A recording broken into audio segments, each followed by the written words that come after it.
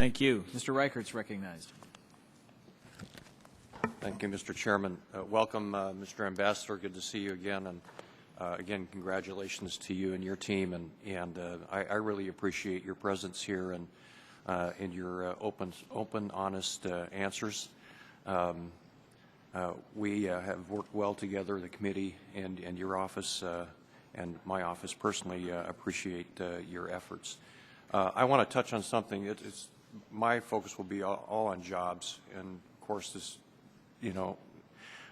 trade is essentially really bottom line about jobs. But I know you're not a tax expert, but I just want to mention the harbor maintenance tax and how it impacts especially the West Coast and the business that we're losing to Vancouver and Prince Rupert ports, longshoremen, longshore union, and our Port Authority people are very, very nervous about how this impacts our trade opportunities, especially in Washington State, in my case. If you could respond in writing, we'll follow up this question with a letter, and hopefully we'll get an answer back on what the administration's policy might be on this. As far as the free flow of electronic information, you've touched on it just a little bit. It's critically important, as you know, to U.S. companies that sell goods and services over the Internet. The e-commerce is something we know a little bit about in Washington State. But we know that some foreign governments block these efforts in the flow of information. Other foreign governments require online service suppliers to process data locally or to locate servers in their countries. These types of restrictions can impede trade, undermine the competitiveness of U.S. companies, and cost American jobs. This is a real 21st century trade issue, and the Korea Free Trade Agreement included landmark provisions on these cross-border data flows. Do you agree that the Trans-Pacific Partnership must include strong provisions ensuring that the free flow of electronic information? Absolutely, we do, Mr. Congressman Reichert. And first of all, thank you again. You have been wonderfully supportive, and I appreciated your hosting the ASEAN trade ministers with us when we came out.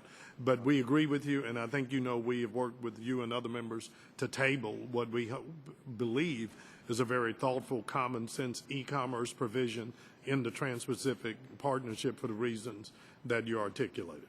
Thank you. And my last question quickly is regarding the Export-Import Bank. And, we hear the administration talk a lot about manufacturing, but it's kind of rare when you hear officials talk about the importance of services. And we all know that services are 70% of our economy and 70% of our jobs, again, back to jobs.